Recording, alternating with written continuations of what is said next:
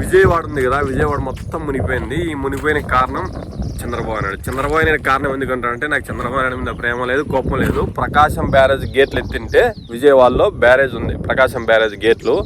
ఆ గేట్లన్నీ ఎత్తేసింటే వాటర్ మొత్తం స్టోరేజ్ మొత్తం కిందికి వెళ్ళిపోతే కృష్ణలంక ఆనుకోనే ఉంది. ఎందుకంటే కాలువకు ఆనుకొని ఉంది.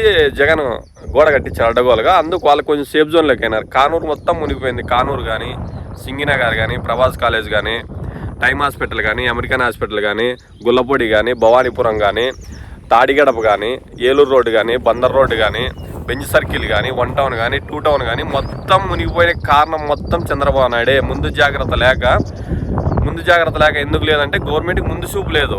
ఈ టీడీపీ వాళ్ళు వాళ్ళ జోవిలు నింపుకోవాలని చూస్తున్నారు కానీ ప్రజలు పొట్టగొడుతున్నారు. ప్రతి ఒక్కరు ఎందుకు ప్రజలు పొట్టగొడుతున్నారని చెప్తున్నానంటే ప్రజల మీద ప్రేమ చంద్రబాబు నాయుడుకి ఎప్పుడు లేదు. ప్రజాసేవ చేద్దామని ఎప్పుడు అనుకోడు. ఎప్పుడైనా ప్రజల్ని దోసుకుందామని ఆలోచన తప్పనిసి ఇతరం ఏం లేదు. ఇప్పుడు చంద్రబాబు నాయుడు ఇంత సమస్య జరిగినా కానీ ఓ ఇంటికి 5 లక్షలు 6 లక్షలు ఇస్తున్నాడా, ₹1 ఈయనని చెప్తున్నాడు. చేతులు ఎత్తినాడు, నా చేత దగ్గర డబ్బులు లేదు అని. ఈ చంద్రబాబు నాయుడు పరిపాలన ఎలా ఉంటుందంటే ఇప్పుడు ప్రజలు ప్రతి ఒక్కరికి తెలుస్తుంది. ఇప్పుడు 60 రోజులు వర్షాలు రాలే, ఇప్పుడంతా వర్షాలు వస్తే మొత్తం విజయవాడ మొత్తం మునిగిపోయింది. ప్రతి ఒక్క ఏరియా కట్టి మునిగిపోయింది. ప్రకాశం బ్యారేజ్ గేట్లు ఎత్తింటే ఈరోజు మనకి ఇంత కష్టం అనేది రాదు. ఎందుకంటే మన ఆంధ్రప్రదేశ్లో ఏ జిల్లా దెబ్బతిన్నా కూడా 23 జిల్లాలో ప్రతి ఒక్క జిల్లా వాళ్ళకు బాధ ఉంటుంది. కానీ చంద్రబాబు నాయుడికి బాధ లేదు. కానీ హ్యాపీగా ఏసీ రూమ్లో అనుకుంటున్నారు టీడీపీ వాళ్ళు. ఒక్కొక్కరికి వచ్చి మినిమం అంటే ఓ ఇంటికి వచ్చి 5 లక్షలు ఇవ్వాలి. వాళ్ళ దగ్గర 1 ఇయర్ వరకు కోలుకోలేదు. ఇక అలా తప్పేమి, ఇది వర్షమేం కాదు. స్కూల్కి సెలవు ఇచ్చినోడు మొత్తం విజయవాడ మొత్తం ఎలక్ట్ చేసిండే కొంచెం వేరే ప్రాంతాలకు వెళ్ళిపోతారు కదా అంతాను. ఈరోజు ఎంత ఇబ్బంది పడుతున్నారంటే అంత ఇబ్బంది పడుతున్నారు విజయవాడ మొత్తము.